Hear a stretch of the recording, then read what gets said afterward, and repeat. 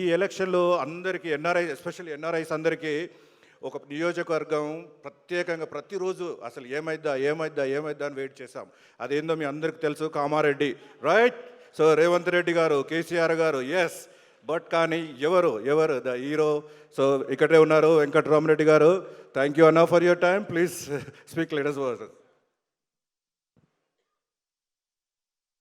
ఇక్కడికి విచ్చేసిన అందరూ ఎన్ఆర్ఐస్కి ధన్యవాదాలు తెలియజేస్తున్నాం. ఒకేసారి ఒకే ప్లేస్లో ఇంతమందిని చూసే అవకాశము ఎప్పుడూ రాలేదు, ఇదే మొదటిసారి. ఏదైనా ఈ దేశంలో కానీ ఈ రాష్ట్రంలో కానీ మనం ఉన్న జాగాలో కానీ మనం పుట్టిన ఊర్లో కానీ ఉచిత విద్య, ఉచిత వైద్యం, రైతుల సేవా కేంద్రం కంపల్సరీ పెట్టే పరిస్థితికి ఈ దేశం కానీ రాష్ట్రాలు అన్నీ కూడా ఇంప్లిమెంట్ చేయాలనేదే నా కోరిక.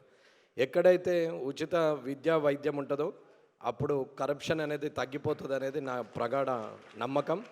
కాబట్టి ఈ రాష్ట్రంలో ఈ దేశంలో ఈ రెండు ఎప్పుడైతే ఉచితంగా ఇస్తామో అప్పుడు మంచి టాలెంట్ ఉన్నటువంటి వ్యక్తులందరూ కూడా ఏ బాధ లేకుండా చదువుకుంటారు.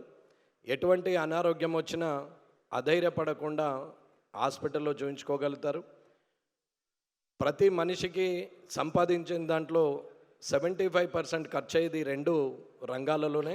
అది విద్యా వైద్యంలోనే ఎక్కువ ఖర్చు అవుతుంది. మిగతాది ఎవరైనా సేవింగ్ అనుకున్నా కానీ ఏదైనా కష్టం వచ్చినప్పుడు ఉపయోగపడే పరిస్థితిలో ఉండాలంటే అది వైద్యం కొరకే అని చెప్పి దాచిపెట్టుకునే పరిస్థితి ఉంటుంది. కాబట్టి ప్రతి ఒక్కరు కూడా సమానంగా ఉండే పరిస్థితికి వస్తుంది. లేనివాడు అధైర్యంగా ఉండకుండా, ఉన్నవాడికైనా లేనివాడికైనా ప్రైవేటైజేషన్లో ఉండకుండా ఇవి గవర్నమెంట్ సెక్టార్లోనే ఉచిత విద్యా వైద్యం ఇస్తే చాలా బాగుంటుంది అనేది నా నమ్మకం. అలాగే మీరందరూ కూడా కలిసి గ్లోబల్ తెలంగాణ అసోసియేషన్ పెట్టి అక్కడి నుంచి వివిధ దేశాల్లో ఉన్న అందరూ కూడా ఒక్క దగ్గరికి కోఆర్డినేట్ అయ్యి ఇక్కడ ఉన్నటువంటి మల్లారెడ్డి గారు కానీ, శ్రీనివాసరెడ్డి గారు కానీ, ప్రమోద్ రెడ్డి గారు కానీ, విశ్వేశ్వర రెడ్డి గారు కానీ, ఎవరైనా ఇక్కడ ఉన్న అందరూ కూడా చాలామంది వారు అందరూ కలిసి పల్లెల్లో సేవ చేయాలని నిర్ణయించుకోవడం అనేది నిజంగా చాలా సంతోషం. అలాగే చేస్తున్నారు. ఇక ముందు కూడా పెద్ద ఎత్తున చేసి ఈ ప్రభుత్వాలన్నీ కూడా ఉచిత విద్యా వైద్యం ఇచ్చే స్థాయికి మీరు